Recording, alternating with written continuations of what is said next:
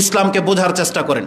যারা জোর করে শহীদ বানাইতে চান কাউকে, আপনার রাসূল ইসলামের ওই হাদিস পড়বেন গিয়ে, যেখানে রাসূল বলেছেন একমাত্র লা ইলাহাকে উঁচু করার জন্য যারা মরবে তারা ছাড়া কোনো রাষ্ট্র, দল, ব্যক্তিকে উঁচু করার জন্য শহীদ হলে সেটা শহীদের মর্যাদা হবে না। সেটা ওই যে উপাধিগত শহীদ বলতে পারেন আপনি, যেমন ধামা চাপা দিয়ে মরে যায়, পানিতে ডুবে মরে যায়। তাহলে যদি গার্মেন্টসের নিচে যখন শত শ্রমিক মরে যায়, ওরা আপনি শহীদ বলতে পারেন। কেন? ওই চাপা পড়ে মরে গেছে, ওই হাদিস আপনি এখানে ফিট করতে চাচ্ছেন। হ্যাঁ, তাহলে আপনি বলতে পারেন, কোনো আপত্তি নেই। নৌকা ডুবে যখন নারায়ণগঞ্জ প্রায় মরে না, আপনি তো বিচার করতেছেন না নামাজি না বেনামাজি, আপনি বলছেন পানি ডুবে মরছে তাহলে শহীদ। হ্যাঁ, বলতে পারেন, আপনি বলতে থাকেন, কিন্তু কাউকে ট্যাগ লাগায়েন না, একবারে শহীদ উপাধি দিয়ে দিয়েন না। কারণ রাসূলুল্লাহ সাল্লাল্লাহু আলাইহি ওয়াসাল্লামের সামনে একজন সাহাবীকে বলা হয়েছে যে তার চাইতে উত্তম ব্যক্তি আমি আর দেখি নাই, আল্লাহ যদি তার উপর রহমত না করে তার কার উপর রহম করবে। তখন কিন্তু রাসূল ইসলাম এই কথা বলেছিলেন যে লা আদরি ইয়াফআলুল্লাহু বি ও আনা রাসূলুল্লাহ, আমি আল্লাহর রাসূল হওয়া সত্ত্বেও আমি বলতে পারি না কিয়ামতের মাঠে আমার সাথে আল্লাহ কি আচরণ করবে। সেই মহিলা সাহাবীর নামটা আমার মনে নাই, সে বলতেছে যেই দিন আমি মুহাম্মদ সাল্লাল্লাহু আলাইহি ওয়াসাল্লামের মুখে এই কথা শুনেছি, ওই দিনের পর থেকে আমি কোনো ব্যক্তির সাফাই গাইনি। ওই দিন থেকে আমি কোনো ব্যক্তির মর্যাদাকে উঁচু করার জন্য তাকে জান্নাতে সার্টিফিকেট দেই নাই।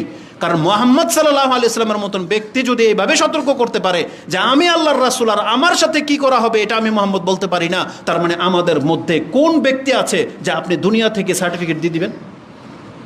এই জন্য মরতে যদি খায়েশ থাকে, আপনি আল্লাহর কালামকে উঁচু করার জন্য মরার জন্য প্রস্তুত হয়ে যান। মরব আমরা সবাই, এ মরেছে, অনেককে মারা হবে জুলুম করে, তাহলে সে মাজলুম। আমরা আল্লাহর কাছে দোয়া করতে পারি, আল্লাহ তুমি তার পাপগুলোকে ক্ষমা করে দে, আল্লাহ তুমি জান্নাতি হিসেবে কবুল করে নাও। এটা আমরা বলতে পারি, মিম্বর থেকে বলবো, সব সময় বলবো। যারা ন্যায়ের পক্ষে কাজ করে যাচ্ছে, আল্লাহ তাদের প্রত্যেকটা রক্তকে আল্লাহ তুমি কবুল করো। আর অনেক ছাত্ররা আছে যারা ভালো ভালো কথা বলে কিন্তু তারা দিন ধর্ম বোঝে না, আকীদা বোঝে না, আল্লাহ ওদেরকে হেদায়েত দান করো। ওদেরকে দুনিয়ার জন্য না, আল্লাহ তোমার জন্যে লড়ার জন্য ওদেরকে প্রস্তুত করে দাও। এটা আমরা বলবো। আল্লাহ তুমি আমাদেরকে দিনের উপরে টিকে রাখার তৌফিক দান করো, আমিন ইয়া রাব্বাল আলামিন। তো এই জন্য আমরা ছোট ছোট বিষয়গুলো নিয়ে কথা বলবো, যদি এগুলো ছোট বিষয় না, আপনার কাছে মনে হয় ছোট বিষয়, কিন্তু আমার কাছে ছোট বিষয় না। আমি এই 4-5 খুতবাতে যেগুলো শিখেছি, যেটা আমার আগে জানা ছিল না, যেমনটা বলেছি, বিছানায় প্রতিদিন যেতে 15টা দোয়া লাগে, আপনি পড়েন না একটাও, অথচ আপনি রাসূলের সৈনিক। সকাল সন্ধ্যায় 15টা দোয়া আছে সহিহ সূত্রে, আপনি কয়টা পড়েছেন আপনি ভালো জানেন। তাহলে এগুলো তো শিখতে হবে। ওই যে বলেছি, সারা জীবন শুধু সুবহানা রাব্বিয়াল আলা আর সুবহানা রাব্বিয়াল আযীম এছাড়াও অনেক, কারণ উচিত ছিল আজকের খুতবা স্কিপ করা, কিন্তু খুতবা তো আর থেমে থাকবে না, কাউকে না কাউকে মিম্বরে দাঁড়াতে হবে। কিন্তু এই পরিস্থিতিতে আমরা নিজেদেরকে অযোগ্য ভাবতেছি, কারণ আমাদের জাতিকে যেই কোনো কথাই আমরা বলি না কেন, জাতি সেটা উপদেশ হিসাবে নেয় না, বরং ওর মাইন্ড, ওর বিবেক একটা ধারণ করেই নিয়েছে যে আপনারা যা বলেন বলেন, আমরা তো সিদ্ধান্ত এইটাই নিয়েছি। এটা হচ্ছে তার বাস্তব নমুনা। যেই দিন থেকে এই যে আপনাদের গণ উত্থান, ওই মনে আছে সেই খুতবাগুলা, যারা আমাদেরকে নেগেটিভ বলেন, তিরস্কার করেন, দালাল বলেন, যা বলেন বলেন, আমরা কিন্তু এখন পর্যন্ত ওই জায়গাতে আছি, ওখান থেকে কিন্তু আমাদের সিদ্ধান্ত চেঞ্জ হয়নি। এবং বক্তব্য ওটাই থাকবে যেটা ওই স্বৈরাচারী শাসক বলেন আর যে শাসকই বলেন, সব শাসকের যুগে কোনো নেতার বক্তব্য যদি, কোনো ব্যক্তির বক্তব্য যদি কোরআন সুন্নাহ এক রকম না হয়, তাহলে বুঝতে হবে তার মধ্যে সমস্যা আছে। কারণ কোরআন হাদিস যেটাকে হারাম করেছে তা হারামই, ওটা নতুন করে আর চেঞ্জ হবে না। হয়তো ব্যক্তি পর্যায়ে, স্থান ভেদে তার জন্য সেটা হুকুম ভিন্ন হতে পারে। যেমন শুকরের গোশত হারাম তো হারামই, ওই ব্যক্তির জন্য ওই সময়ের জন্য হালাল হতে পারে, সেটা সে তার রব বুঝবে, কিন্তু এটা আর কারোর জন্য হালাল হতে পারে না। তো আমাদের ধরন একই রকম থাকবে, কিন্তু দুঃখ হলো যে আমাদের যুবকরা বা আমাদের শ্রোতারা সেগুলো বুঝতে পারে না, তারা তাদের কনসেপ্ট নিয়ে উপস্থিত হয়। এজন্য আপনাদের ওই কনসেপ্টের ধারা আমরা ধারি না। আমাদেরই আলেমদের মধ্যে উদীয়মান কিছু বক্তা আছে যারা নতুন নতুন সার্টিফিকেটধারী, আমাদের তো সার্টিফিকেট নাই, এই জন্য তাদের অ্যালার্জি খুব বেশি। তাদের মধ্যে কেউ কেউ মন্তব্য করেছে যে শ্রোতাদের বা জনগণের নাস বুঝে নাকি কথা বলতে হয়, মানে এমন কথা বলতে হবে এই জেনারেশন কি চায় সেটা আপনাকে বুঝতে হবে। আমরা ধিক্কার মারি এই ধরনের কথাকে। জনগণের নাস বুঝে কি আল্লাহ কোরআনের আয়াত নাজিল করবে? তাহলে জনগণের নাস তো এটা বলেছিল, এই কোরআন মুহাম্মদের উপর কেন নাজিল হলো? কোরআন তো নাজিল হওয়া দরকার ছিল মক্কা আর তায়েফের বিজ্ঞ কোনো ব্যক্তির কাছে। সম্ভ্রান্ত কোনো ব্যক্তির কাছে নাজিল হওয়া দরকার ছিল, মুহাম্মদ সাল্লাল্লাহু আলাইহি ওয়াসাল্লামের উপরে কেন? কিন্তু আল্লাহ সুবহানাহু ওয়া তাআলা তো ভালোই জানেন কাকে কি দিতে হবে আর কাকে কি দিলে কি করবে, এটা আল্লাহ ভালো জানে। কিন্তু জনগণের নাস বুঝে যদি কথা বলতে হইতো তাহলে আল্লাহ শরীয়তটা জনগণের মন মোতাবেক নাজিল করে দিতেন।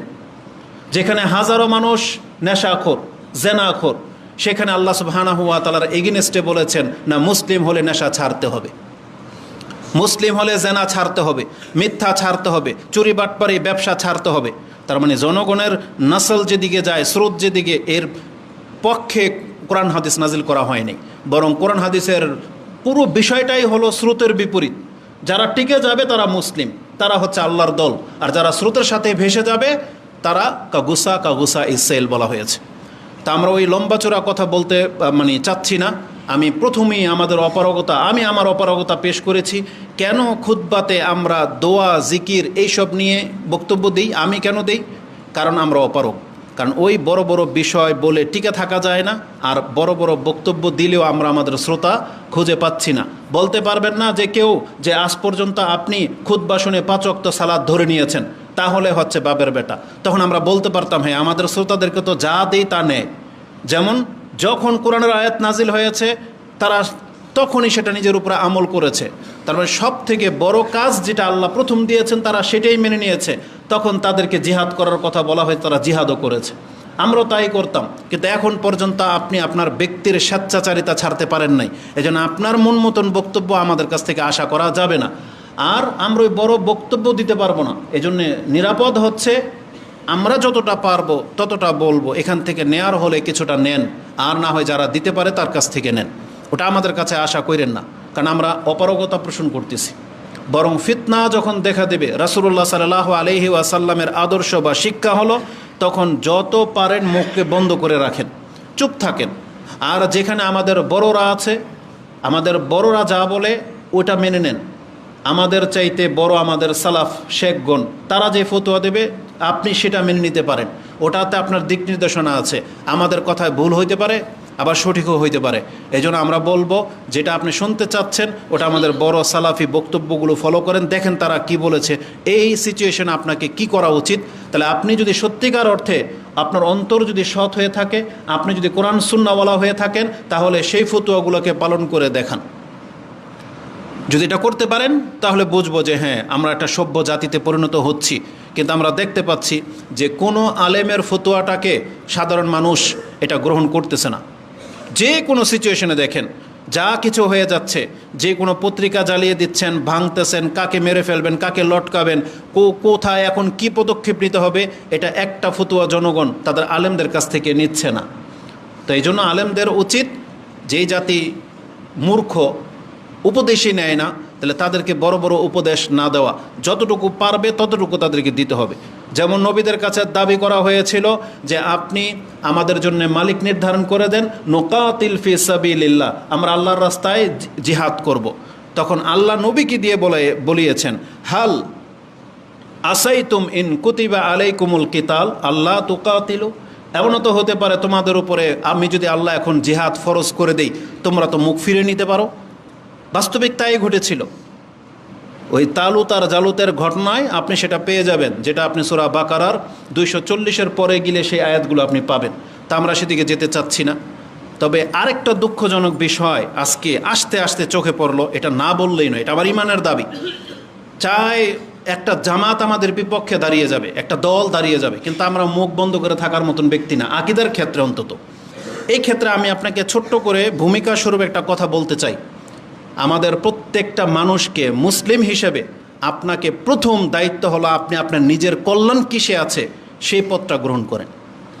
ওই কথাটা বলবেন যেটা আপনার মুখে কল্যাণ আছে, ওই আমলটা করেন যেটাতে আপনার কল্যাণ আছে। একটা মানুষের উচিত নিজের কল্যাণ কিসে আছে সেটাকে সে গ্রহণ করা। এই ক্ষেত্রে আমাদের নবীর ওপিনিয়ন কি জানেন? মুহাম্মদ সাল্লাল্লাহু আলাইহি সাল্লাম তার কথাটাকে আল্লাহ কোরআনে পেশ করেছেন, যেটা আপনি সূরা আরাফ 7 নম্বর সূরার 188 নম্বর আয়াতে পেয়ে যাবেন।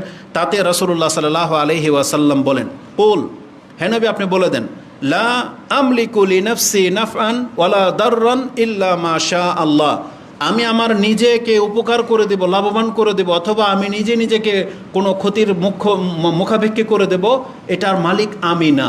এটা মালিক কে? একমাত্র আল্লাহ। তারপর তিনি বলেছেন, এখন নিজের ওপিনিয়নটা শুনেন, ওয়ালাউ কুনতু আলামুল গায়ব লাস্তাকসারতু মিনাল খায়র ওমা মাসসানিয়াস সু। আমি যদি গায়েব সম্পর্কে জানতাম তাহলে আমি যত কল্যাণ আছে সব নিজের জন্য নিয়ে নিতাম, আর আমাকে কোনো অনিষ্ট স্পর্শ করতে পারতো না। তার মানে মানুষের স্বভাব হলো, মানুষকে যখন কোনো কল্যাণকর কিছু জানিয়ে দেওয়া হবে তার উচিত সেটা গ্রহণ করা। কারণ রাসূল নিজে বলতেছেন, যদি আমি জানতাম যে এই কথাটা, এই কাজটা করলে আমার জন্য কল্যাণ, তাহলে আমি এটা নিয়ে নিতাম। আর রাসূল সাল্লাল্লাহু আলাইহি ওয়াসাল্লাম সেটা করেছেও। যেমন কোনো দিন বলেছেন, আমি কসম করে বললাম এদেরকে দেব না, কিন্তু কিছুক্ষণ পরে আবার এদেরকে দিলেন। জিজ্ঞাসা করা হলো কেন? বলতেছে, তখন আমার কাছে ছিল না, এখন আসছে এই জন্য দিয়ে দিলাম। আর দেওয়াটাকে যখন আমি কল্যাণকর মনে করেছি, এই জন্য আমি কসমের কাফারা দিয়ে আমার সিদ্ধান্তটাকে চেঞ্জ করে কল্যাণকর সিদ্ধান্তটাকে আমি নিয়ে নিলাম। তার মানে এটা হচ্ছে মুহাম্মদ সাল্লাল্লাহু আলাইহি সাল্লাম। তাকে যখন অপশন দেওয়া হতো তিনি সবচেয়ে সহজ অপশনটাকে বেছে নিতেন, কঠিন অপশনটা নিতেন না। তার মানে তিনি বলছেন, লাউ কুনতু আলামুল গায়ব লাস্তাকসারতু মিনাল খায়র, আমি যদি গায়েব জানতাম তাহলে সমস্ত কল্যাণগুলো নিজের জন্য জমা করে নিতাম। এখন গায়েব জানলে, এখন আল্লাহ যদি আপনাকে কল্যাণকর পথ কিছু জানিয়ে দিয়ে থাকেন, তাহলে বলেন তো দেখি মুসলিম হিসেবে আমাদের কি করা উচিত ছিল? তাহলে যেটা আল্লাহ জানাইছে সেটা কি গ্রহণ করা উচিত ছিল না? আর যেটা থেকে নিষেধ করা হয়েছে তা থেকে বেঁচে থাকা দরকার ছিল। আমরা যে গায়েবের অনেক কিছু আমাদেরকে জানানো হয়েছে, তার একটা হাদিসের টুকরা শুধু আপনাকে স্মরণ করিয়ে দিই। এই হাদিসের মধ্যে আমিরের আনুগত্য কতটা গুরুত্বপূর্ণ সেখানে উল্লেখ করা হয়েছে। আমরা সেদিকে যাব না, আমি শুধু এই হাদিস থেকে একটা নুক্তা বলে দিই। রাসূলুল্লাহ সাল্লাল্লাহু আলাইহি ওয়াসাল্লাম কোনো এক সফরে নামাজের জন্য আহ্বান জানালেন, সবাই জড়ো হলো। তখন রাসূলুল্লাহ সাল্লাল্লাহু আলাইহি ওয়াসাল্লাম তার পুরো জাতির সামনে এই কথাটাকে তিনি পেশ করেছেন। রাসূল সাল্লাল্লাহু আলাইহি ওয়াসাল্লাম বলেন যে, ইন্নাহু লাম ইয়াকুন নাবিয়্যুন ক্বাবলি, আমার পূর্বে আমি কেন এমন কোন নবী অতীত হয় নাই, ইল্লা কানা হাক্কান আলাইহি আইয়াদুল্লাহ উম্মাতাহু আলা খায়রিন মা ইয়ালামুহু লাহুম। একজন নবীর উপর এটা দায়িত্ব ছিল, সে তার জাতির জন্য যেটা কল্যাণকর তাকে জানানো হয়েছে, সে জানলো যে আমার জাতির জন্য এটা কল্যাণকর, তাহলে এটা তার উপরে ফরজ দায়িত্ব যে সে তার এই কল্যাণকর বিষয়টা তার জাতিকে জানিয়ে দেওয়া। এটা প্রত্যেকটা নবীর উপর দায়িত্ব ছিল।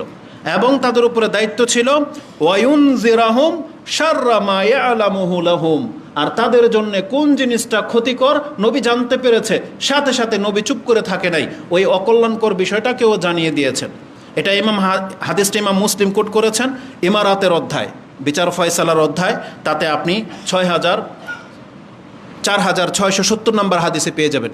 এখানে আপনার নাজাতের কথাও আছে, সেদিকে আমি গেলাম না। আমি শুধু আজকে এই ছোট্ট একটা মেসেজ এখান থেকে বলতে চাই, আপনি কি, এটা আপনি নির্ধারণ করেন। মানে আপনার পরিচয়টা কি, আপনার উদ্দেশ্য কি, কেন বেঁচে আছেন, এটা আপনি নির্ধারণ করেন। আর আপনি কি পরকাল আল্লাহর প্রতি ঈমান এনেছেন? তাহলে আল্লাহ যে বিচার করবে এটার জন্য কি আপনি রেডি কিনা, প্রস্তুত কিনা, এটা আপনি সিদ্ধান্ত নেন। এবং আপনার জন্য কল্যাণকর কোনটা এটা আপনাকে এখন থেকে ডিসাইড করতে হবে, যে আমি যেটা করতেছি এটা কতটুকু আমি উপকৃত হব আর এটাতে আমার ক্ষতিটা কতটুকু, এটা আপনাকে সিদ্ধান্ত নিতে হবে। এটা আজকে আমাদের বলার কিছু না, কারণ আমাদের নবী যেটা আমি জানি সেটা আপনিও জানেন। আমাদের রাসূল যে যা বলেছেন হাদিসে সেটা লিপিবদ্ধ আছে, সেটা আমাদের চাইতে আপনারা ভালো জানেন, কারণ আমরা তো একমুখী বক্তব্য দিই, আপনারা 10 জন আলেমের বক্তব্য শুনতেছেন। তার মানে আমি দাবি করতেছি শ্রোতারা বক্তাদের চাইতে বেশি জ্ঞানী। এমন কোনো হালাল হারাম নাই, এমন কোনো জায়েজ না জায়েজ কোনো বিধান নাই যেটা আপনারা জানেন না, সব জানেন, শুধুমাত্র চুপ করে বসে থাকেন। আপনার কি করণীয় সেটা আপনিও জানেন, কিন্তু আমাদের মুখ থেকে শুনতে চাচ্ছেন না, ওটা আমরা আর বলবো না, এখন এটা আপনার দায়িত্ব, আমারটা আমার দায়িত্ব। আপনি আপনার কল্যাণকর কাজ করেন। কেন বললাম এই কথাটা জানেন? হাদি না, তার নাম কি নাম? ওসমান হাদি, তাকে হত্যা করা হয়েছে। এটা থেকে যতটুকু ব্যথিত না হয়েছি, ঠিক ততটুকু বা তার চাইতে ব্যথিত হয়েছি ছোট্ট একটা ভিডিও ক্লিপ দেখে। আমাকে বলা হয়েছে যে কোনো দলের নাম না নিতে, কিন্তু দলটাতে স্পষ্ট, স্টিকারটা আমি দেখতে পেয়েছি, এটা এই দলের নেতা, তাতে দানের শীষের ছবি আছে। ময়মনসিংহ কোথাকার একটা ঘটনা, নেটে তো অনেক কিছুই আসে না। একজন নেতা তার ভোটারের প্রচারণা চালাবে, সিএনজির পেছনে আপনি দেখেন না কত কিছুতে লেখা থাকে, আল্লাহ লেখা থাকে, মোহাম্মদ লেখা থাকে, নামাজের বাক্য লেখা থাকে, অশ্লীল কিছু ছবিও থাকে। তো সে যেই সিএনজিটার মধ্যে স্টিকারটা লাগাচ্ছে, ওই প্লাস্টিকটার পেছনে একবার বড় করে আল্লাহ শব্দটা লেখা। কি লেখা? আল্লাহ। আচ্ছা বলেন তো দেখি, এটা কোন নীতি যে আপনি নেতা হলে ধর্মটাকে আপনি বুড়ো আঙ্গুল দেখাইবেন, পয়সাওয়ালা হলে আপনি বুড়ো আঙ্গুল দেখাবেন? এটা কোন নীতি? একটা মানুষ কি ভদ্র হইতে পারে না পয়সাওয়ালা হলে? আমাদের কি ভদ্রলোক নাই? আমাদের সমাজের পয়সাওয়ালাদের অনেক, তাদেরকে আমরা চিনি, তারা কতটা ভদ্র। তাদের এক্সাম্পলকে আল্লাহ দেয় নাই সুলাইমান দাউদকে দিয়ে? আল্লাহ সুবহানাহু ওয়া তাআলাকে ওসমান রাদিয়াল্লাহু তাআলা আনহু, আবু বকর, ওমর এদের মতন ব্যক্তিদেরকে দিয়ে উদাহরণ দেয় নাই যে পয়সাওয়ালা সম্ভ্রান্ত রাজা বাদশাহ হওয়ার পরেও আল্লাহর সামনে তাদের হেসিয়তটা কি, এটাকে তাকে শিক্ষা দেওয়া হয়নি? আল্লাহকে জিবরাইল আলাইহিস সালামকে দিয়ে উদাহরণ দেয় নাই যে জিবরাইল আলাইহিস সালাম যারা আমি 600 ব্যতিক্রম বানিয়েছি, যার 600টা পাখা, একটা পাখা দিয়ে পৃথিবীতে আঘাত করে পৃথিবী পাউডার হয়ে যাবে, সেই জিবরাইল আলাইহিস সালাম পর্যন্ত থরথর করে কাঁপে আল্লাহর সামনে। আর সেই নামটা আপনার চোখের সামনে, আপনি প্ররোচনা চালাবেন, সেই স্টিকারটা লাগাতে যাচ্ছে, পেছন থেকে তাকে হয়তো কেউ বলেছেও এটা আল্লাহ শব্দ লেখা, ও গোড়ায় তাকিয়েছে ওই লোকের দিকে, সেই নেতা এভাবে তাকাইছে তার দিকে, তারপরে তার উদ্যত্ততা কিভাবে সাহস পেল, সে আল্লাহর নামের উপরে সেই স্টিকারটা লাগালো, এটা কি করে সাহস পেল? এই জন্য আমি বলতে চাচ্ছি, আমরা বললে বলবেন এরা মোল্লাগিরি। একটা ভাই আমাদের টিকটকে ছোট্ট একটা নোক্তা বলেছে যে শেখ, এরা হয়তো এটা ভেবেছে যে আল্লাহ নামের সাথে যে বিরোধিতা, এটা মূলত সে বুঝাইতে চাইল আমি জামাত বিরোধী, কারণ তারা জামাতকে ইসলামিক দল মনে করে, আর জামাত ও ইসলামিক দল হিসেবে নিজেকে পেশ করেছে। তার মানে জামাতের বিরোধিতা করতে গিয়ে সে কোরআন এবং হাদিসের এবং আল্লাহর বিরোধিতাতে নেমে গেছে। আপনি কি বিষয়টা বুঝেন? আচ্ছা, এটা কি মানে জামাত কি ইসলামিক দল? ও নাম ব্যবহার করলেই হবে, ও তো করে গণতন্ত্র, তার মানে এটা কি ইসলাম? তাহলে এর ছাড়া কি ইসলাম নাই? একটা মুসলিমের কলিজা এটা সাহস কি করে পেল যে আল্লাহর নামের উপরে, এটা কি কোনো ল্যাংটা সিনেমার কোনো দৃশ্য যে এটার উপর আমি স্টিকার মেরে দিলাম? ওর হাতটা কাঁপলো না কেন তখন? এই জন্য আমরা আপনাদেরকে বলবো, নিজের কল্যাণ কিসে আছে সেটার চিন্তা করেন। আমরা তো বলে বলে হয়রান হয়ে গেছি, জীবনে ভোট দেই না, ইনশাল্লাহ আমাদেরকে কেউ এই গণতন্ত্রের ভোটে নিতে পারবে না ইনশাল্লাহ। এটা মেম্বার থেকে বললাম, যদি বাধ্য করে সেটার ব্যাপার ভিন্ন, কিন্তু অন্তর থেকে কোনো দিন আমাদেরকে এই কাজে কেউ নিতে পারবে না। আমাদের শেখারা যদি জায়েজ ফতুও দিয়ে দেয়, তারপর আমাদেরকে নিতে পারবে না, কারণ এটা হচ্ছে স্পষ্ট বিষয়। তারা যদি ক্ষমতায় যায়, আমাদের মানহাজ কি? রাষ্ট্রের নায়ক যেই হয়ে যাবে, আমাদের মানহাজ কি? সে জালেম হলেও তাকে আনুগত্য করতে হবে, এটা না? তাহলে এরা যদি যায়, চরমনায় যায়, যেতে পারে, আমরা কোনোদিন তাদের বিরুদ্ধে কোনো মুখ খুলবো না, তাদের চরিত্র নিয়ে কোনো কথা বলবো না, কিন্তু আকীদাগত কোনো ভুল হলে, ইসলামের খেলাফ কোনো কিছু বললে আমাদেরকে মুখ খুলতেই হবে, যেটা আমাদের সালাফরা করেছে। তাদের কল্লা চলে গেছে। আহমদ ইবনে হাম্বলকে জেলখানায় বন্দী করা হয়েছে শুধু কোরআনকে আল্লাহর কালাম না বলে, কোরআন আল্লাহর সৃষ্টি বলাকে বাধ্য করার ক্ষেত্রে, তারপরও তারা মানেনি। তাহলে আমরাও ঠিক ওই টাইপের করতে হবে, কিন্তু কোনোদিন তাদের ক্ষমতা আমরা ছিনিয়ে নিতে চাই না। আপনারা যান না, ক্ষমতায় যাবেন, যান। আমাদের দাবি হলো যে আপনি শুধু ইসলামের রূপটাকে ব্যবহার করবেন না, অপব্যাখ্যা করেন না। যান, আপনি যে কোনো দলেরই হন, আপনি যান, ক্ষমতায় বসেন, আমরা তো প্রস্তুত আপনার আনুগত্য করার জন্য। এটা গেল একটা সাবজেক্ট।